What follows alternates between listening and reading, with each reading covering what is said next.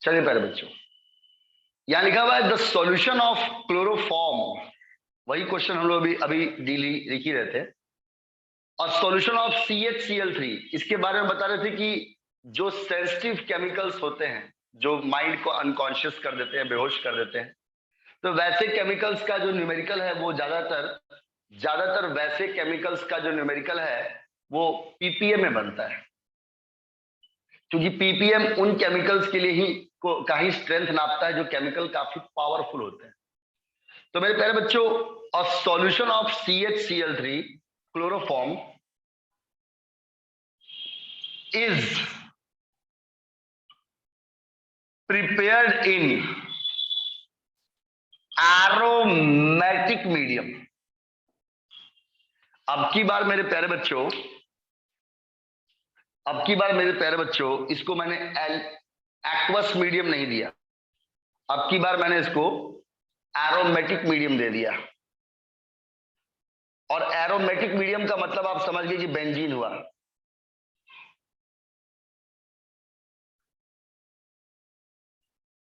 हो गया?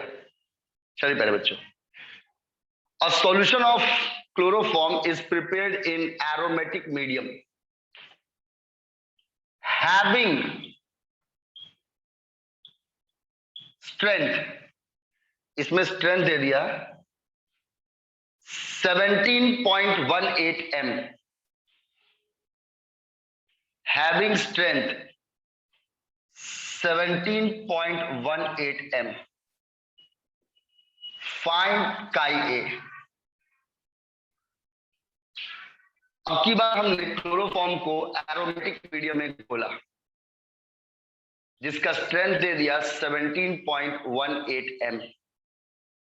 तो आपको बताना है कि उसका काई ए क्या होगा। काई ए क्या होगा? थोड़ा इस क्वेश्चन में बहुत बार ऑब्जेक्शन भी आया है, लेकिन ये जेई में पूछा हुआ है। काशिफ रजा बोलेंगे सर कि इसमें ऑब्जेक्शन क्या आया सर, क्वेश्चन तो सही है। नहीं काशिफ, दिक्कत है इसमें, पर ये सही भी है। कोई बच्चा सोचता है कि number of moles of solute 17.18 आएगा और number of moles of solvent benzene होने की वजह से 12.82 आएगा, तो सॉल्वेंट कम हो गया, सोल्यूट ज्यादा हो गया। लेकिन प्यारे बच्चों, ये मोलैरिटी के अकॉर्डिंग बोल रहा है, 1000 ग्राम में घुलने के अकॉर्डिंग बोल रहा है। इसलिए ऐसा भी सवाल आएगा तो आप उससे घबराइएगा मत, डरिएगा मत कि गलत हो जाएगा। बात वही है, ऐसा कभी कभी होता है कि थोड़ा सॉल्यूट ज्यादा हो जाता है। इन केस की अगर मोल फ्रैक्शन डायरेक्ट नहीं निकाल रहे आप मोलैरिटी से मोल फ्रैक्शन निकाल रहे हैं, उस केस में ऐसे डायरेक्ट निकालेंगे तो हमेशा Na कम होगा और Nb number of moles of solvent ज्यादा होगा। अब देखिए मेरे प्यारे बच्चों, इस क्वेश्चन को भी बिल्कुल वैसे ही सॉल्व करना है। आप लोगों ने सबने नोट में अपना मेन बात लिख लिया था, इसलिए कोई टेंशन लेने का जरूरत नहीं है। चलिए अब देखिए स्टूडेंट्स, चलिए प्यारे बच्चों, जो आपका ये क्वेश्चन है इसको भी स्टार्ट करने का तरीका वही है, पहले मोलैरिटी से ही पकड़ेंगे इसको। 17.18 m इसका स्ट्रेंथ है, इसका स्ट्रेंथ इतना दिया हुआ है। This implies that 17.18 moles per KG. इसका मतलब है कि सॉल्यूशन का स्ट्रेंथ है 17.18 मोल्स ऑफ ए सॉल्यूट और डिजॉल्व किया गया है 1 kg या 1000 ग्राम ऑफ सॉल्वेंट में। इसको ऐसे लिखने से बस ये अच्छा लगता है कि अब दिखाई दे देता है कि यही मोल्स ऑफ सॉल्यूट है। तो यहां पे प्यारे बच्चों Na तो हो जाएगा 17.18 मोल्स और Nb आप 1000/78 करेंगे तो 12.82 मोल्स आ जाएगा। अब यहां पे आपको बस XA निकालना है, फॉर्मूला आपको मालूम है Na divide by Na plus Nb। कोई आपसे पूछेगा कि बाबू यहाँ 55.55 नहीं हुआ, आप बोलेगा सर 55.55 जो होता है ना सर, वो 55.55 सर एक्वस मीडियम के लिए होता है सर, जब पानी में घोलते हैं तब। सर यहाँ एरोमेटिक मीडियम था ना जी, इसलिए 12.82 हो गया। तो अब Na हो गया इसका 17.18 मोल्स, और ये 17.18 में नीचे Na प्लस Nb करेंगे तो आएगा 20 मोल्स। मोल्स से मोल्स कट जाएगा, 2 से काट देना है, 2 से काट देना और 1 पॉइंट आगे बढ़ा देना है। तो 2 से अगर इसको काटेंगे पहले बच्चों तो आएगा 2 8 जा 16 11, 2 5 जा 10 18, 2 9 जा 18, 8.59 और नीचे में 10 और है, आंसर हो गया 0.859।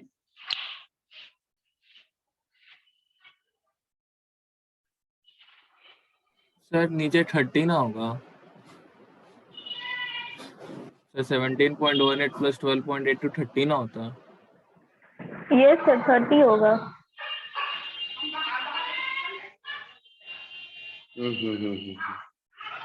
अच्छा एक मिनट बाबू, तब हम लोग का क्वेश्चन सही था बाबू, वही मिस्टेक कर रहे थे। अब ये 7.18 है,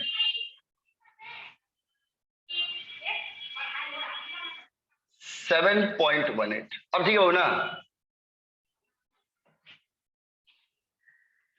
30 में भी बना सकते हैं, पर इससे ये बात भी सही हो जाएगा काशिफ की number of moles of solute कम रहेगा और सॉल्वेंट ज्यादा रहेगा। जी सर। समझ तानिया जी, ये बात भी हम लोग का मैनेज रहेगा। तो इसका Na आ गया 7.18 और बटा में आ गया 20। 20 का मतलब हो गया 2 × 10, ठीक है, जोड़ के देखिएगा 20 ही आएगा, 12 7 19 और 1 20, ठीक है। अब 2 से काट दिया आप इसको, 2 3 जा 6 11, 2 5 जा 10, 2 9 जा 18 और 10 से डिवाइड कर दिए 0.359, ठीक है ना अर्नव? यस सर जी, यानी यहां पे फाइनली हमारे सभी प्यारे बच्चों को सर का लिखा हुआ स्टेटमेंट दिमाग में क्लियर हो गया। सर अगर मोलालिटी देकर कभी भी सर मोल फ्रैक्शन का सवाल पूछता है सर, अगर सर मोलालिटी देकर कभी भी मोल फ्रैक्शन का क्वेश्चन पूछता है तो वहां कॉन्सेप्ट ये काम करता है सर कि जितना उसका मोलालिटी होता है वही उसका Na हो जाता है, number of moles of solute. Na मिल गया सर। सर आखिर मोल फ्रैक्शन ऑफ सोल्यूट काई A या XA निकालने के लिए हमको दो ही चीज का जरूरत है, एक Na का और दूसरा Nb का। Na तो हमको मिल ही गया सर, अगर एक्वस मीडियम होगा तो Nb 55.55 होगा, और सर अगर एरोमेटिक मीडियम होगा तो Nb 12.82 होगा। हो गया स्टूडेंट्स, थोड़ा आप लोग को चेंज करने में दिक्कत होगा। चलिए मेरे प्यारे बच्चों, इसी के साथ आपका मोलालिटी का प्रॉब्लम्स फिनिश हुआ। नेक्स्ट स्टार्ट कर रहे हैं हम लोग मोलैरिटी र। उसके बाद वाला में कोई मत मिस कीजिएगा, नॉर्मेलिटी वाला, क्योंकि वो 11th में भी थोड़ा सा ही हुआ था। 12th वाला जो बैच है उसमें वो थोड़ा नॉर्मेलिटी का क्वेश्चन ज्यादा होता है टारगेट के लिए। ये सबका हो गया ना भवानी जी? Yes sir.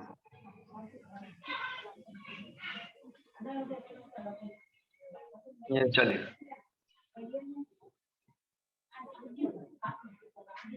तो चलिए मेरे प्यारे बच्चों स्टार्ट करते हैं न्यू टॉपिक। स्टार्ट करते हैं मेरे प्यारे बच्चों न्यू टॉपिक जिसका नाम है मोलैरिटी। इसको मिटा देते हैं, उसमें खाली बस एक 17.18 जो था उसको 7.18 करना है। एक बार जब पढ़ाई हो जाए उसके बाद भी म्यूट कर दीजिए। एक बार जब पढ़ाई हो जाए तो उसके बाद भी आप लोग कोशिश कीजिए कि उसको हम लोग घर में भी एक बार रिवाइज करें। चलिए स्टूडेंट्स, एक बार उन क्वेश्चंस को जो आप लोग क्लास में बनाते हैं उसको एक बार घर में भी बनाइए, देखिए उसके बाद उस क्वेश्चन में और ज्यादा फील हो जाएगा। यस अब देखिए जी, देखिए मेरे प्यारे बच्चों, न्यू स्टार्ट कर रहे हैं, इसका नाम है मोलैरिटी और इसका सिंबल है बड़ा वाला एम। मोलैलिटी जो मोल्स पर केजी होता है वो छोटा वाला एम होता है, जबकि मोलैरिटी जो मोल्स पर लीटर होता है वो बड़ा वाला एम उसका सिंबल होता है, कैपिटल एम। इसका फर्स्ट पॉइंट लिखिएगा, it is defined as the ratio of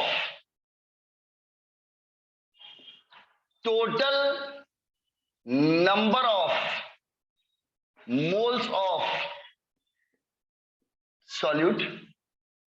इसको हम लोग डिफाइन करते हैं जब हम लोग रेशियो निकालते हैं, total number of moles of solute dissolved per litre of solution. Molarity में जब हम लोग ए निकालते हैं पहला, तो उसका है it is defined as the ratio of total number of moles of solute dissolved per litre of solution.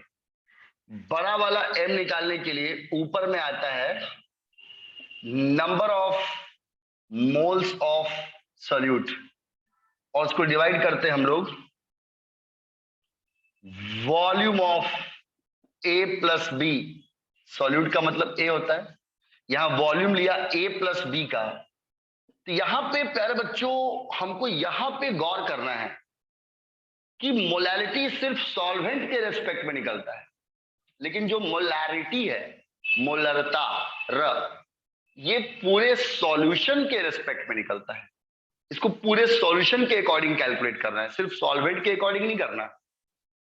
ऊपर में है number of moles of solute और नीचे में है volume of A plus B solution in litres. जी, तो जाहिर सी बात है प्यारे बच्चों, जब इसका एसआई यूनिट निकालेंगे न्यूमेरिकल में तो वो आ जाएगा मोल्स पर लीटर। मोलैलिटी और मोलैरिटी के फॉर्मूला में इस बात को सबसे पहले, इस डिफरेंस को आप लोग ध्यान देंगे मेरे प्यारे बच्चों। उसका भी ऊपर में number of moles of solute ही है, जो इसके अंदर है वही उसमें भी है, लेकिन उसके नीचे में होता है mass of solvent in KG, उसमें वॉल्यूम नहीं होता। और मोलैरिटी वाले के नीचे में होता है अर्नब खातून volume of solution in litres. उसके बाद एक और बहुत बड़ा डिफरेंस है, मास परसेंटेज हो या मोल फ्रैक्शन हो या मोलैलिटी हो, सब में सिर्फ मास होता है, तो उनमें से कोई भी टेम्परेचर पे डिपेंड नहीं करता। तो बिहार बोर्ड में बहुत बार ऑब्जेक्टिव दे दे के इस क्वेश्चन को बोर्ड एग्जाम में पूछा हुआ है, 4 ऑप्शन दिया हुआ है और पूछता है इनमें से कौन सा टेम्परेचर पे डिपेंड करता है, वो है मोलैरिटी। मोलैरिटी टेम्परेचर पे डिपेंड इसलिए करता है, मतलब अगर टेम्परेचर बढ़ेगा या घटेगा तो स्ट्रेंथ पे भी असर पड़ेगा, उस दवा की ताकत उसके मोलैरिटी पे भी असर पड़ेगा, क्योंकि इसके फॉर्मूला में वॉल्यूम होता है। इसीलिए यानी इट डिपेंड्स अपॉन टेम्परेचर। ये मोल फ्रैक्शन या मोलैलिटी जैसा नहीं है, ये टेम्परेचर पे डिपेंड करता है। इट डिपेंड्स अपॉन टेम्परेचर, ये टेम्परेचर पे डिपेंड करता है। और C, molarity of any solution, किसी भी सॉल्यूशन का अगर हम लोग मोलैरिटी निकालेंगे, is inversely proportional to its volume, तो वो उसके वॉल्यूम के इनवर्सली प्रोपोर्शनल है। Molarity of solution is inversely proportional to volume. Arnab Sinha, जाहिर सी बात है, अगर वॉल्यूम बढ़ा देंगे, पानी मिलाकर आपने वॉल्यूम को बढ़ा दिया, पतला कर दिया, तो ताकत जो है मोलैरिटी वो कम हो जाएगी। कोई एकदम कॉन्क सॉल्यूशन है, सॉल्यूट का कंसंट्रेशन, उसकी मात्रा काफी अच्छी है, आपने पानी मिला दिया, पानी मिलाने से सॉल्यूशन का वॉल्यूम तो बढ़ गया लेकिन उसका स्ट्रेंथ कम हो जाता है। इसलिए कहा जाता है कि मोलैरिटी किसी भी सॉल्यूशन का वॉल्यूम से इनवर्सली प्रोपोर्शनल होता है। तो न्यूमेरिकल बनाने के पहले मेरे प्यारे बच्चों तीनों बात आप लोग को क्लियर है, जिसमें से पहला बात आपने लिखा है सर मोलैरिटी जो है इसको डिफाइन करते हैं जब हम लोग रेशियो निकालते हैं सर, ऊपर में total number of moles of solute और नीचे में सर इसको डिवाइड करते हैं volume of solution in litres से, volume of solution in litres से। चलिए प्यारे बच्चों, दूसरा पॉइंट आपने लिखा है इसके फॉर्मूला में वॉल्यूम है इसीलिए ये टेम्परेचर पे डिपेंड करता है। और तीसरा लिखा है किसी भी सॉल्यूशन का मोलैरिटी उस सॉल्यूशन के वॉल्यूम के इनवर्सली प्रोपोर्शनल होता है, उल्टा, एक बढ़ेगा दूसरा कम हो जाएगा। अगर आपने वॉल्यूम कम किया, दूध को गर्म करके एकदम लाल कर दिया, वॉल्यूम तो कम हो गया लेकिन उसका मोलैरिटी बढ़ गया। चलिए मेरे प्यारे बच्चों, ये सबका हो गया? Yes sir. Yes sir. Yes जी सर।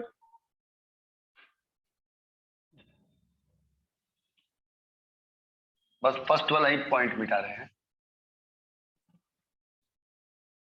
सब लोग लिख लीजिएगा बाबू।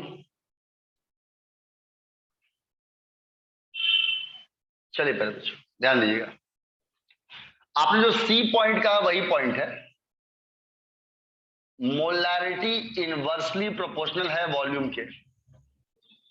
इससे मालूम पड़ेगा कि m इज इक्वल टू के बाई वी। प्रोपोर्शनल को जब इक्वल टू करते हैं तो कांस्टेंट आ जाता है k। This implies that m into V बराबर constant k। This implies that m1 v1 बराबर m2 v2। मोलैरिटी और वॉल्यूम का प्रोडक्ट हमेशा कांस्टेंट होना चाहिए, आप कितनी बार भी बदलेंगे उससे कुछ नहीं होगा। तो जब उसका न्यूमेरिकल आता है तो कुछ न्यूमेरिकल उसके इक्वेशन पे भी आते हैं, इस इक्वेशन को मोलैरिटी इक्वेशन कहा जाता है। और वो सभी न्यूमेरिकल्स m1 v1 बराबर m2 v2 पे बनाए जाते हैं। वो क्वेश्चन आपको समझ में आ जाएगा, जो इस फॉर्मूला पे बनता है वो इतना टफ नहीं होता, वो आप आराम से बना सकते हैं बिना कोई दिक्कत के। देखिए प्यारे बच्चों, धीरे धीरे इसके भी क्वेश्चंस को टफ करेंगे। एक तो आपके एनसीईआरटी बुक का ही क्वेश्चन है, एक आपके एनसीईआरटी बुक का ही क्वेश्चन है, स्टार्टिंग में इंटेक्स का क्वेश्चन है। इसमें है कि इंटेक्स क्वेश्चन का 2.3 का बी है, ये आपका एनसीईआरटी इंटेक्स क्वेश्चंस का 2.3 का बी है। क्वेश्चन आपको बोल रहा है 30 milliliter of 0.5 m H2SO4 diluted to 500 ml.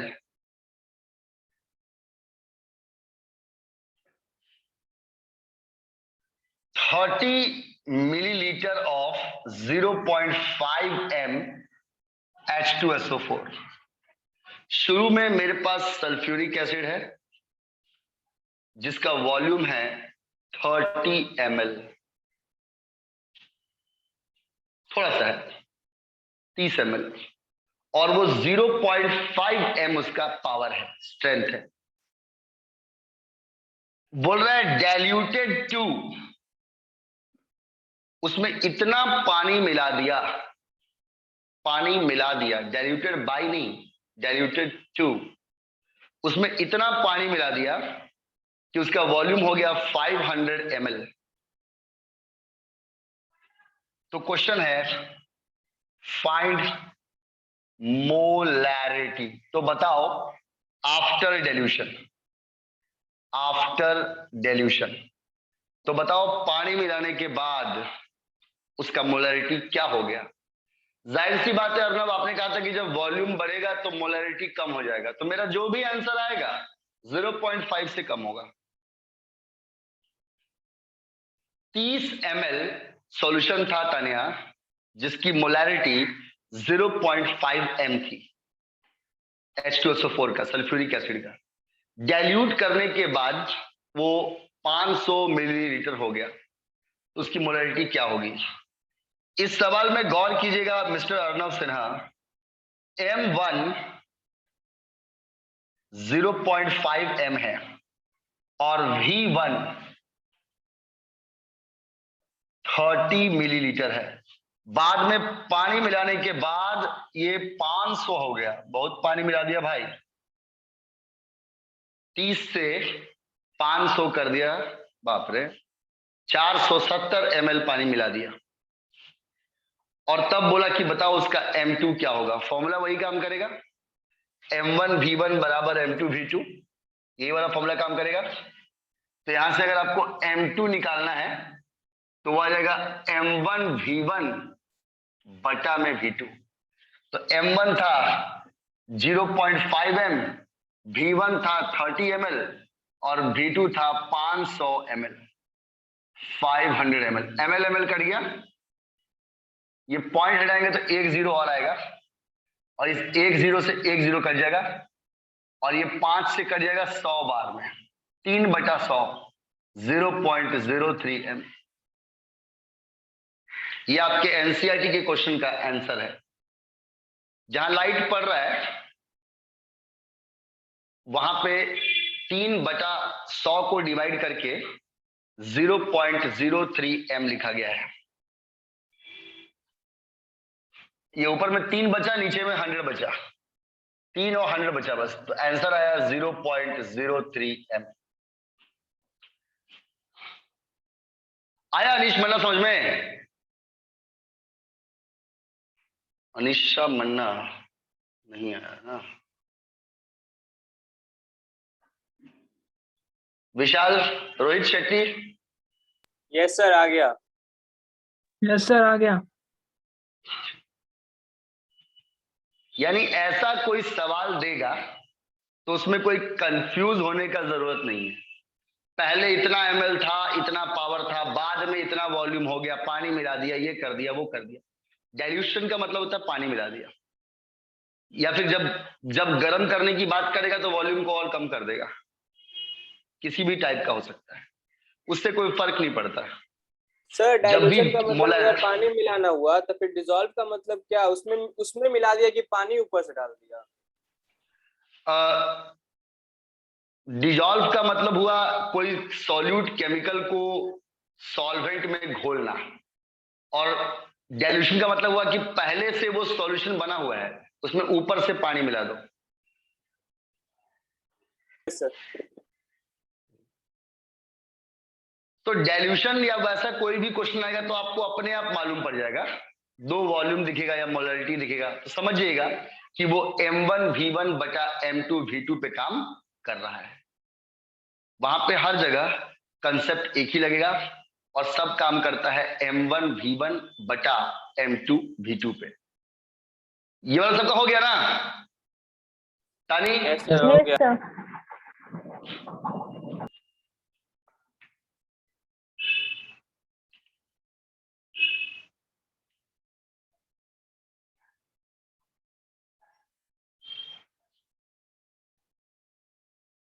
चलिए,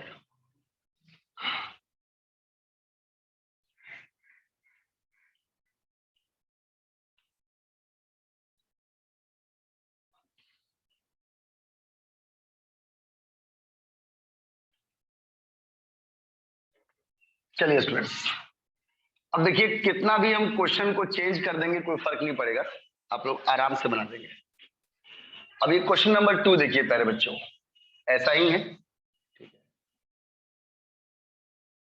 50 ml of 2.5 m HNO3 50 millilitre का 2.5 m एक सॉल्यूशन है HNO3 का, नाइट्रिक एसिड का, जिसकी मोलैरिटी 2.5 m है। m बोले तो मोलैरिटी बड़ा वाला है, बड़ा वाला m है। डाइल्यूटेड टू उसमें पानी मिला दिया 200 ml, इतना पानी मिलाया कि 50 ml से वो 200 ml हो गया। और क्वेश्चन वही है, find the change in molarity. तो बताइए उसके मोलैरिटी में कितने का चेंज हुआ। अब मेरे प्यारे बच्चों इस क्वेश्चन में देखिएगा, आपका M1 शुरू में 2.5 m दिया हुआ है। आपका जो M1 है वो 2.5 m है। और मेरे प्यारे बच्चों आपका वॉल्यूम दिया हुआ है 50 ml। बाद में आपने कहा कि पानी मिलाने के बाद उसका वॉल्यूम हो गया 200 ml, तो आपको M2 मालूम करना है, M2। अब इस न्यूमेरिकल को सॉल्व करने के लिए मोलैरिटी इक्वेशन का यूज होगा, क्योंकि मोलैरिटी इक्वेशन ही वो फॉर्मूला है जो उसके मोलैरिटी और वॉल्यूम के बीच का रिलेशनशिप बताता है। तो हो गया M1 V1 बराबर M2 V2, आपको M2 निकालना है। दिस इंप्लाइज दैट M2 बराबर M1 V1 बटा V2। M1 हो गया 2.5 m इंटू V1 हो गया 50 ml और डिवाइड बाय V2 हो गया 200 ml। ml से ml काट दिया, ये पॉइंट हटेगा तो एक और जीरो नीचे आ जाएगा, ये 10 से 10 भी कट जाएगा। 0. पहले 5 से काट देते हैं, ठीक है जैसे आपको पसंद है। 25 इंटू 5 हो जाएगा 125 और डिवाइड बाई 2 इंटू 100 कर लेते हैं अलग, ऐसे हम लोग को आसान पड़ेगा। तो 2 से काटेंगे अगर 125 को तो आएगा 2 5 या 10, ओ सॉरी 2 6 या 12, 2 2 या 4, 2 5 या 10, 62.5 और डिवाइड बाई 100 तो आएगा 0.625 m। 25 को 5 से मल्टीप्लाई कर दिए प्यारे बच्चों, 125 आ गया और 200 को लिख दिए 2 इंटू 100। 2 से डिवाइड कर दिए मेरे प्यारे बच्चों और उसको 100 से पॉइंट आगे बढ़ा दिए, आंसर आ गया 0.625। आपका भी इतने आया था काशिफ रजा?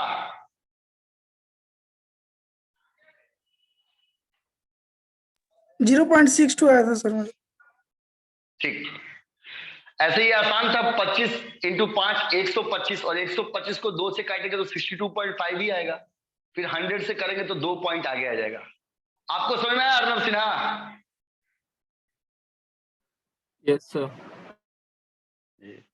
तो आज के बाद तानी, शिवानी जी, आज के बाद किसी भी मानसी न्यूमेरिकल के लिए सॉल्यूशन में कोई भी न्यूमेरिकल आएगा मोलैरिटी और वॉल्यूम का तो इसी तरीके से बनेगा, M1 V1 बराबर M2 V2।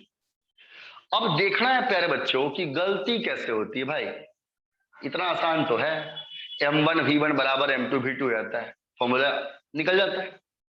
नहीं गलती हो जाती है, ध्यान से देखिएगा कहां गलती होगा उस बात को समझिएगा। सेम ऐसा ही क्वेश्चन आएगा, देखिए प्यारे बच्चों ये मिटा दे रहे हैं, चलिए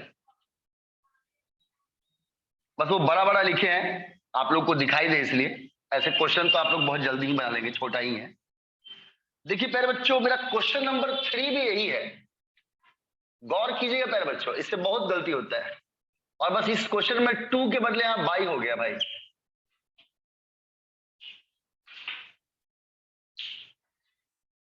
इस क्वेश्चन में बस 2 के बदले मेरे प्यारे बच्चों बाई हो गया है, ध्यान दीजिएगा। 50 millilitre of 2.5 m HNO3 diluted by, अब की बार अर्नब सिन्हा डाइल्यूटेड 2 नहीं है भाई, डाइल्यूटेड बाय लिखा हुआ है, डाइल्यूटेड बाय 200 मिलीलीटर। इस न्यूमेरिकल में तानी M1 हो जाएगा 2.5 m, ठीक है। V1 हो जाएगा 50 ml। इसका V2 कितना होगा Kashif Raza? Sir 200 minus 50। 250 sir. 250। बहुत ही सही जवाब। इसका V2 250 होगा। बाबू 50 ml पहले था, उसको माइनस नहीं कर सकते आप, और डाइल्यूटेड बाय, आप उसमें इतना पानी ऊपर से मिला है, डाइल्यूट होकर वो इतना बना नहीं, डाइल्यूट होकर उतना बनता तो उसको डाइल्यूटेड 2 बोलते हैं। डाइल्यूटेड बाय है, इतना ऊपर से पानी मिलाया, तो 50 ml में 200 ml मिलाया तो 250 हो जाएगा, और तब निकालना होता M2। तानी समझ में आया ना? Yes sir. तो M2 हो जाएगा M1 V1 बटा V2, यानी 2.5 m इंटू 50 ml और 0.5 बटा में 250। जी, ml कट गया, ये पॉइंट का 0 और नीचे आएगा 10, ये 10 से 10 कट जाएगा, और ये 25 से कटेगा 10 बार में 250, 5/10, बिल्कुल सही जवाब 0.5 m। तो पहले आंख खोल के नींद में नहीं रहना है, हम भी नींद में रहते हैं तो पढ़ाने में आजकल लेट हो रहे हैं, ठीक है। तो पहले बच्चों सवाल में एक बात ध्यान से देख लेना यार, ये डाइल्यूटेड 2 का है कि डाइल्यूटेड बाई का है। इस सवाल को देखने के बाद ही आगे फॉर्मूला की तरफ बढ़िएगा, M1 V1 बराबर M2 V2। अच्छा पहले बच्चों कोई जरूरी नहीं है कि हमेशा वो M2 ही पूछे, ऐसा कुछ नहीं है, वॉल्यूम भी पूछ सकता है। 2 बार मोलैरिटी दे देगा कि पहले इतना मोलैरिटी था, बाद में इतना मोलैरिटी हो गया, तो वॉल्यूम कितना होगा। तो फॉर्मूला में 4 चीज है ना, M1 V1 M2 V2। इसमें M1 का मतलब है इनिशियल मोलैरिटी, इनिशियल मोलैरिटी, शुरू में मोलैरिटी कितना है, और M2 का मतलब होता है फाइनल मोलैरिटी, मतलब बाद में मोलैरिटी कितना हो गया। वैसे ही जो V1 V2 है उसका भी मतलब वैसे ही है। V1 का मतलब है इनिशियल वॉल्यूम, मतलब डाइल्यूट होने के पहले वॉल्यूम कितना था, और V2 का मतलब होता है फाइनल वॉल्यूम, मतलब अगर पानी वानी आपने मिला दिया, अगर आपने पानी वानी उसमें मिला दिया तो उसके बाद का वॉल्यूम कितना है। तो चारों में से कुछ भी पूछ सकता है, फॉर्मूला यही रहेगा। M1 निकालने को भी आ सकता है, V1 निकालने को भी आ सकता है, M2 निकालने को भी आ सकता है, और V2 निकालने को भी आ सकता है। तो आपसे पूछेगा ज्यादा क्या आ सकता है सर? ज्यादा आ सकता है प्यारे प्यारे बच्चों M2, इसीलिए NCERT ने सारे सवाल M2 के कराए हैं। चलिए मेरे प्यारे बच्चों, और थोड़ा माइंड मत कीजिएगा, काफी लेट हो जा रहे थे, कुछ वर्क के अवसर भी नहीं है, थोड़ा तो काफी अकेले ही सब हैंडल करना पड़ रहा है। चलिए प्यारे बच्चों, अब देखिए स्टूडेंट्स, ये सबका हो गया? यस ये सर। सर हो गया। निकाल कुछ भी सकते हैं, इसलिए ये मत सोचिएगा कि सर ने जैसा दिया वैसा ही पूछेंगे, क्या पता M2 पूछ दें, V1 V2 दे दें, तो भी कोई दिक्कत का बात नहीं है। अभी एक लास्ट क्वेश्चन देखिए, क्योंकि टाइम भी अब हम लोग के पास नहीं है, वार्निंग दे चुका है पहले ही। इस क्वेश्चन में थोड़ा सा उल्टा है। 400 ml ऑफ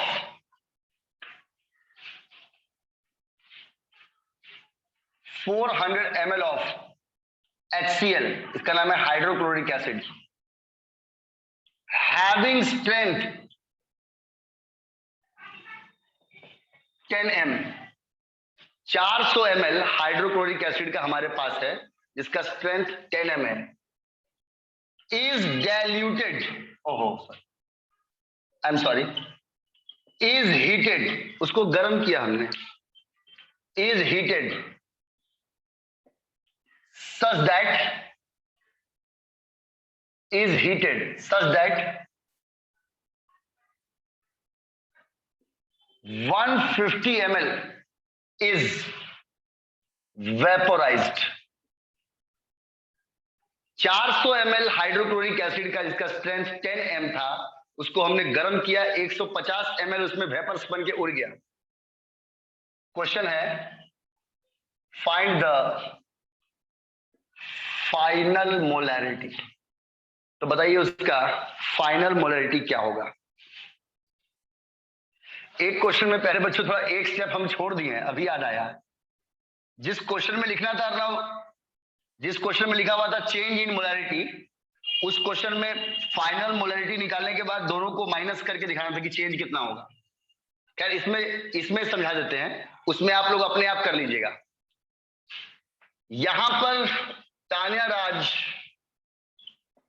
M1 है 10 m, V1 है 400 ml और इसका V2 है 400 में से 150 चला गया 250 ml, क्योंकि इसने कहा कि गर्म करके वो वेपर्स बन के उड़ गया। अर्नव यहां जोड़ मत दीजिएगा, जोड़ने वाले में बोलेगा डाइल्यूशन, तो उसका M2 निकालना है। M1 V1 M2 V2, this implies that M2 बराबर होता है M1 V1 बटा V2, यानी 10 m इंटू 400 ml और डिवाइड बाई 250 ml। ml कर जाएगा, 1 0 कर दिया और ये 5 से काट देते हैं, 5 8 जा 40 और 5 5 25, फिर 5 से काट दिए, बिल्कुल सही जवाब 16 m। एक बात आपने गौर किया अर्नव सिन्हा, शुरू में मोलैरिटी 10 m थी, बाद में 16 m हो गई। अब की बार मोलैरिटी क्यों बढ़ गया? क्योंकि वॉल्यूम कम हो गया। आपने कहा था कि मोलैरिटी और वॉल्यूम का रिलेशनशिप इनवर्सली प्रोपोर्शनल का होता है, तो अगर मोलैरिटी कमेगा इसका मतलब वॉल्यूम बढ़ रहा है, और मोलैरिटी अगर पहले से बढ़ गया इसका मतलब वॉल्यूम कम हो रहा है। पर अगर मैं आपसे बोलता कि इसमें डेल्टा m क्या है, अगर मैं आपसे बोलता कि इसमें डेल्टा m क्या है, चेंज इन मोलैरिटी क्या है, तो आप कुछ नहीं करते, M2 में से M1 को माइनस कर लेते जी। 16 m माइनस 10 m, आंसर आया था 6 m, उसमें चेंज हुआ 6 m का। कल से सर आ जाएंगे बाबू, मॉर्निंग या रात में ही पहुंच जाएंगे, इसलिए कल से कोई दिक्कत नहीं होगा। चलिए मेरे प्यारे बच्चों, इसी के साथ हमने मोलैरिटी का पहला वाला स्टेज क्लियर किया, जिसमें मोलैरिटी और वॉल्यूम का न्यूमेरिकल्स था, और आज हमने बहुत ही प्यारा न्यूमेरिकल मोल फ्रैक्शन और मोलैरिटी वाला भी खत्म कर दिया। कल इसके एनसीईआरटी से बनेंगे मोलैरिटी के आगे के क्वेश्चंस। तो प्यारे बच्चों अच्छे से रिवाइज कीजिए। क्लास है ना? हाँ कल होगा वो सर, आज ही रात में आ जाएंगे तो फिर कल से एकदम प्रॉपरली होगा। कल सेम टाइम है 8 बजे से जी। जी बाबू ठीक है वो। That's all for today and have a good day. Thank you, sir. Thank you, sir. Thank you sir. Thank you, sir.